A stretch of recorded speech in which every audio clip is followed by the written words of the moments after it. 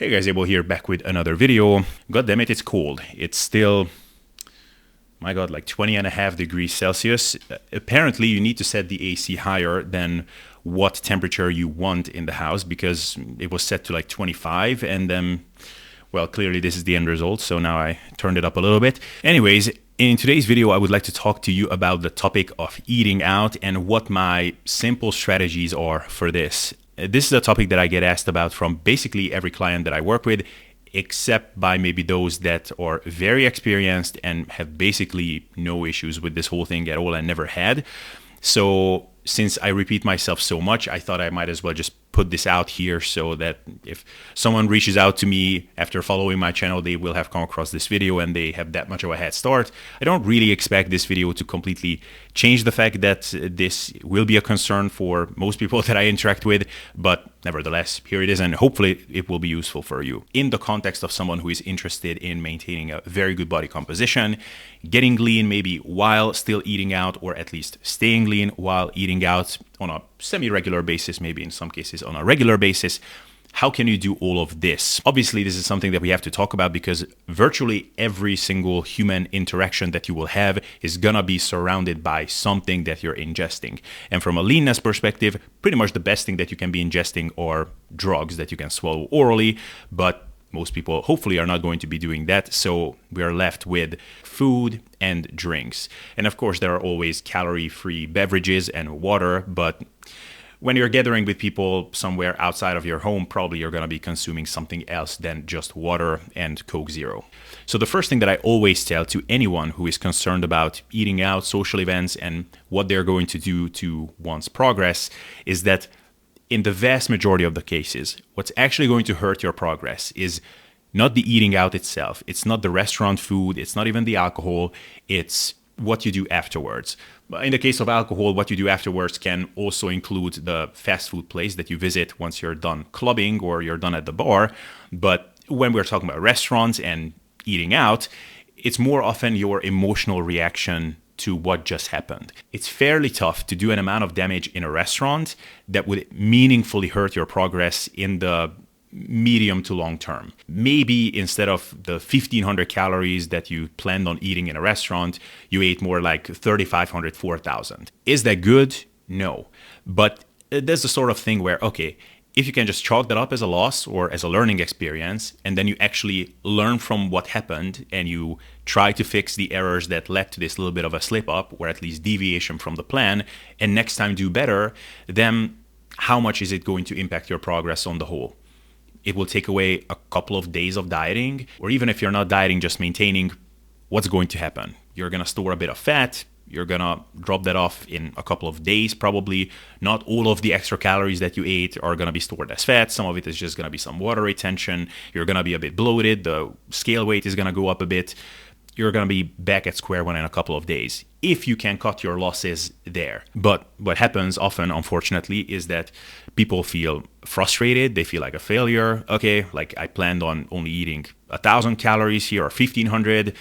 I ate 4,000. My God, I destroyed my progress. It took me so long to actually make that progress, and now it took me so little time to destroy that progress. So fast forward a couple of hours, and they are at home binging. They will continue the eating spree by stopping at some 7-Eleven or whatever, one of these stores that is open all night, and they will buy some ice cream. They will continue with that at home. And then in some cases, 1 or 2 weeks later, we can actually talk about someone who just destroyed months of progress at times. I've been there myself, and I can tell you that this is just really, really horrible for every part of your being. It's bad for you physically, like this sort of eating behavior and eating pattern is obviously not very healthy. It's bad for you psychologically in multiple ways. Obviously, it's just crappy for one to see your progress being destroyed in front of your eyes so quickly. But secondly, you start destroying trust in yourself. Like, how the hell do I commit to anything in the future when even if I achieve what I did, I just destroy it so quickly like this? That's very crap as well. But let's take less extreme scenarios. So not every eating out event, which sort of doesn't go ideally, has to end this badly. In some cases, this is just enough for people to slowly abandon their goals, or to just conclude that, this whole fitness lifestyle and this whole getting lean or staying lean thing, this just seems too hard. Like, it's just too impractical, too inconvenient. It's just not something that I think I can pull off. So if you know that this is true of you as well, that for you the problem seems to come from not so much the event itself or the eating out itself, but from what you do afterwards and your emotional reaction to the whole situation, then first of all, I think it will help you just to know this, because probably what you need to be strategizing for in that case is not so much the restaurant. Like, your biggest concern is not how to save up calories for the restaurant itself, but what will you do and how will you behave afterwards. It seems like, okay, I basically just identified the problem and I'm not leaving you with an actual solution. And to an extent, that's true. This is very complex. But still, I think there's value in just recognizing this, because usually these people are still strategizing for the event itself. It's like, okay, I'm going to save up calories like this, and I'm going to increase my step count like this, and I'm going to work out before the event, and that's going to help. And it's like, well, it's going to help you to an extent with what's happening there, but that's not your issue. Your issue is what happens afterwards. And secondly, just kind of a useful mantra that I've heard from someone before, and I like to repeat this to myself as well, which luckily I don't have to as often anymore, but from time to time I do. And that is, whenever you think that the damage is already done, just tell yourself, like in your head, out loud as much as you can, that the damage is not done yet. You have done some damage. Maybe you deviated a bit from your plan, but the damage is not done yet. It's not that it doesn't matter what you do from now on. You can cut your losses here, and that's going to be much better than cutting it 1,000 calories later. And that's going to be even better than stopping it 2,000 calories later. So the more you can internalize this message, the more successful you're going to be with this, probably. Okay, next thing is, if you are someone who historically have always had a hard time not doing stupid stuff when you're eating out, is to go to the event with a concrete plan, and as concrete as possible. What do I mean by that? A non-concrete plan would be something like, okay, I'm going to be eating in moderation, or I'm going to be drinking in moderation. A concrete plan would be to say, okay, I'm going to have one appetizer and one main dish, and I'm going to have 2 drinks. Or I'm going to have no appetizer, but I'm going to have a salad and a main dish and a dessert. Both options are fine, even though one of them is probably higher calorie than the other, or it might not be, I have no idea. But what matters is that it's concrete, that it's specific. Saying I'm going to be eating in moderation, well, that's very much down to the individual what moderation means, right? Saying that I'm going to be drinking in moderation, again, very much up to interpretation. But saying that I'm going to have 2 drinks, well, 2 drinks is 2 drinks. That cannot be turned into 4, no matter how you slice it. Of course, you can hack the system by asking for a wine glass that is like this big, but that's the benefit of eating out with other people, that probably you, again, won't want to make yourself look like a fool. So be as specific as possible. And again, what your specific plan is not even so important. What matters is that you have that plan, because that is going to be basically your anchor in the storm. You need something that you can fall back on, and that can be your light in the dark, that can guide you. If in the heat of the moment you're just not thinking as clearly and you're about to do something stupid, you can just remember that guideline. In those moments, if you have something very non-specific in your head, like I'm just going to be moderate, well, that's much easier to bend and twist to suit your momentary impulses better. If you're someone who is a bit prone to overly black and white thinking and just snapping or giving in completely if you cannot be perfect and cannot adhere perfectly to some specific guidelines, then maybe it would help you to give yourself ranges or sort of tiers. Like, okay, best option would be to have 2 drinks and 1 main dish and an appetizer. Good still would be to have 4 drinks and a main dish and an appetizer and a dessert. And then still acceptable would be this and this. So maybe you can push these very specific boundaries out more to give yourself more of a wiggle room. That could be beneficial for you if you're prone to really be too radical. This is a bit individual dependent, but in general, having guidelines is better than being overly vague. The next thing is something that is sort of a guiding principle behind the whole thing, is it's useful to have the following mantra in mind. I want to maximize enjoyment and I want to minimize calories. So one without the other is incomplete and problematic, right? Like if your mindset is just minimize calories without the enjoyment part, then okay, then that leads you down the road of, well, okay, I'm just gonna go there and have the smallest, lowest calorie thing. Like I'm just gonna have a mixed salad and I'm gonna ask them to not put oil on it, and then I'm gonna be abstaining from everything else. That is sort of a recipe for a not super, super fun event in a restaurant, for example. If you have the other mindset, which is just maximize enjoyment, but you have no regards to calories, obviously that's also problematic. I don't really need to detail why. But the two together, now that's where it becomes very useful, because what you're going there for is enjoyment. You're not going there to stuff your face or to consume at least 4,000 calories. No, you want to have a good time and you want to go home thinking, okay, this was great. And that can be achieved in a number of ways. As far as the food side of things is concerned, you want to feel satisfied at the end of it, right? You want to feel like I'm well fed.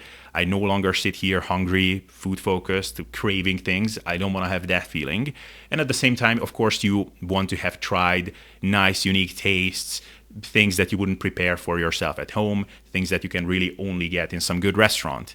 So you also want to experience that. Now, that does not require, for example, that you stuff yourself full of whatever food and eat 3,000 calories worth of it. You could perhaps get that same enjoyment from only, 700 calories worth of that food. If you can start your meal with a salad, for example, it can take the edge off a little bit. It's going to make you a bit more satiated, not like stuffed or anything like that.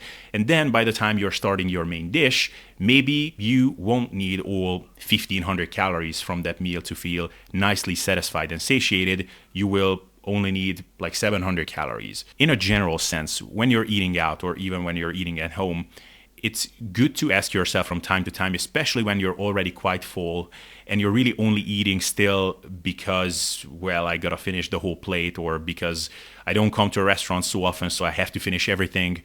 Whether the next bite is really gonna make you happier, or it's really gonna make you more satisfied, or really you're just eating because you think you're gonna miss out on something if you don't. Well, you're not going to miss out on anything. This is not the last time you come to a nice restaurant. You can repeat this in the future. Food is plenty in the world. If you're watching this video, you can certainly afford food. So you will have plenty of chances to do this still. It doesn't have to be all done today. So that's just something useful to remind yourself of. The next thing I would say is it's good to save up calories for events like this, which is something that people commonly do who are interested in fitness. So they will eat less that day. Maybe they will even eat less the day before. They want to create a caloric buffer. That's a good thing. That's a smart thing. But I would say do this within reason. Don't starve yourself and go to the restaurant that way. So I've done things like this in the past. I've seen this from tons of other people. It's not an uncommon practice to starve oneself the day before, starve oneself on the day off, and then go to the restaurant just completely famished and then attack the table like that. And then lo and behold, an hour later, the person is amazed. Like, my God, how did I do so much damage? How could I have done this? Well, you did this because you were not sane by the time you sat down to eat, because you starved yourself. And well, like, that's what happens. So my recommendation would be save up calories, but don't starve. So eat normally the day before. On the day off, just go for lower calorie options before. I would recommend generally to not skip meals altogether, because your brain is programmed to make you hungry at certain times. So if leading up to the event, you would have had 2 meals normally, have 2 meals now, just cut the calories there in half or by 3, and you will have saved up a lot of calories for the day. Instead of your third meal or fourth meal or whatever, you will have that restaurant meal. And if you did your job well, then maybe you have an extra 2,000 or whatever, 1,000 calories at least left that you can spend there. And then, if on top of those 1,000 calories, you still go over a little bit your targets, then you can still chop those 1,000 calories off. So you didn't go over your target calories by 2,000 calories at the end of the day, only by 1,000 this way. And that's a good thing. So yeah, saving up calories is smart, but ideally don't skip meals. Definitely don't starve yourself the day before, especially, but even on that day, if normally you had like a salad and you had it with some fatty fish, maybe you have a smaller salad now and you have some leaner fish, like that could be an approach. Or lean dairy instead of full fat dairy, that's another viable option. So maintain diet structure for the most part, and just don't sit down to eat famished, because that's a recipe for really poor decisions that the person is going to then regret later. Next point, or this could actually be an extension of this previous point, that ordering your food in a way so that you're starting with the less palatable foods and you're continuing with the more palatable foods, and you're starting with less energy dense foods and continuing with more energy dense foods is a good idea, because when you're hungrier, you care less about just how tasty your food is. Of course, you still don't want to eat stuff that tastes like shit, but you fundamentally just don't want to be hungry. You're just less picky. And it's good to be aware of that, because this means that when you're hungrier, you don't need something super palatable and super complex to satisfy yourself. You could actually be quite happy with just a salad. Then it could even be a relatively plain salad. It doesn't have to be the yummiest thing on the planet. And then as you eat that, now you're a bit more satiated, and basically each additional unit of satiety that you can get in a restaurant is a win, because for one, it reduces the space for the more energy dense stuff later down the line, which is calories saved for that night, or you being saved from those calories for that night. And secondly, it also reduces the chances of you doing something stupid later that evening, which then you would regret later. All right, next thing is, if you eat out, I don't believe that you need to track calories. In fact, generally, I recommend that one doesn't track calories or try to estimate calories when they're in a restaurant. Trying to do that is just a complete shit show. It's really tough. The food is not prepared by you. You don't exactly know all the ingredients. You don't exactly know how much oil is there. So it just creates more stress, more hassle, and you're going to be inaccurate most likely at the end of it anyway. Now, if you do estimate calories anyway, I would recommend you to overestimate rather than underestimate. So add like a 20-30% error margin to all your estimations, because likely there's going to be more oil and other such fillers that are going to increase the calorie count. So be conservative if you're trying to be accurate. But I don't believe that you need to track calories, because at the end of the day, this is a unique occurrence. This is not something that you're doing every other day. Most probably, this is something that for most people at most happens like once a week. If you're going to be a little bit over your target, it's not going to make a dent. Again, what's going to make the dent is being way, way, way over by doing silly things. So if you avoid that, I think you're winning. And the thing is, if you want to avoid that, if you don't want to be doing silly things in the restaurant, then you don't need to know the calorie count for that. And basically it just comes down to making reasonable choices when you're eating out. Adult-like reasonable choices. And what are those? You know what those are. I could show you a bunch of different plates of food, and you would be able to pick those ones out that are conducive to adult-like behavior. If I show you a bowl of salad, okay, that's more than just reasonable, that's pretty strict. If I show you a plate with a steak and some fries, is that super strict? No. But is that reasonable? Yes. If I show you a plate of chicken fingers with fries, again, is that strict? No. Is that super hardcore? No. But is that reasonable? Totally. If I show you some fatty, oily, saucy lava cake with pizza and then sausages hanging out of it, and even the names of these foods are kind of crazy at times. It's like the whatever explosion or cheese dynamite or whatever. Like if it has a name like that, like there is a chance that it's going to be something crazy. And then you ask the waiter what that is, and it's like, well, sir, is this 3-story building that we made out of cheese, and then cacao is flowing out of the cheese holes and whatever. Like, okay, that's not reasonable. That is something that you do for an eating challenge or something like that. That's what a child would pick. If you want to make a reasonable choice, you will know what those choices are. So I don't think that you need to track calories, because what's going to make or break you, or what's going to make or break your success from a fitness standpoint, is whether you're able to make reasonable choices or whether you're going to go for the crazy ones. And on that, another tip, if you don't know where to start, I said this in previous videos, I know, but some things you just gotta hear again, just pick out a person at the table who, I mean, if they are similar to you in terms of physical properties, that's even better, but just pick out someone. It can even be the person in the worst shape, because most people don't really go crazy in restaurants. Most people enjoy themselves in restaurants, and they're not gonna try to be strict, but they're also not gonna ask for 4 main dishes, or they are also not gonna have 3 desserts. Like, no, like they will kind of just eat, and then they will just move on with their lives and just mimic someone. Often we just lose perspective in this whole fitness field, because we're used to being strict, we're used to be eating differently than most people around us. So when we need to make kind of just normal food choices like they do, we just feel completely lost. So just pick someone for yourself and shadow them, and then that can be your guidance for the night. Another thing, and this is only something that I do personally, you don't need to do this, but for me it's a big help, and it might be helpful for some of you as well. I don't have dessert basically ever when I eat out, mainly because I can feel really nicely satisfied from maybe an appetizer or a salad, and then a main dish, and I feel really good. I feel complete, like I'm done. Then if I eat some dessert, it can often just sort of reset my appetite a little bit, and it can make me cravey for a bunch of other stuff, and I just don't like that feeling. So basically, I always have my dessert at home, and then I will actually make that something healthier, lower energy density. So something like berries, fruits with some Greek yogurt or cottage cheese or something with some sweetener. That's actually a very tasty meal, and that will be my dessert.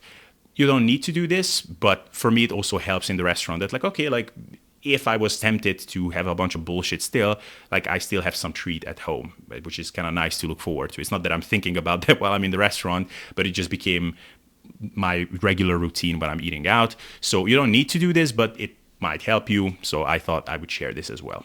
All right, I have two more points. One of them is rather important. The one after that is more of a bonus. So the more technical tip, when it comes to making room for that social meal or making up for damage or compensating for the damage in the days around the event. So not the day of the event, we already discussed that, so it's good to create a caloric buffer there.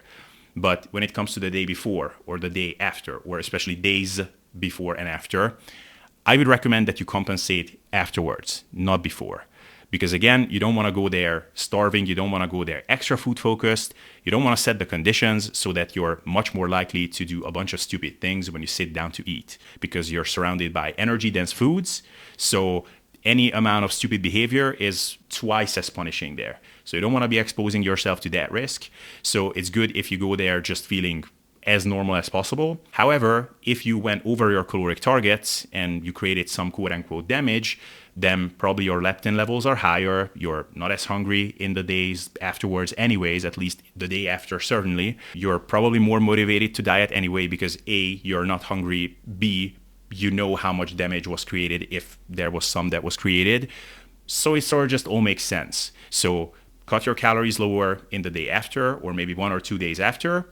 That's going to nicely compensate or at least reduce the damage that was done when you ate out. And then you can just move on. The other option, when you're cutting your calories lower the days before, that helps with some problems, but then it creates other problems. So that's why I would opt for compensating afterwards. And then lastly, it's always a good thing to just try to find other things as well that you can look forward to when you're eating out other than just the food. This should be an obvious thing, but I know that at times it just isn't. So hopefully you're going out to eat with people that you actually like, and you can also enjoy their companies, which can sort of just distract you from the magic of the food that is all around you there.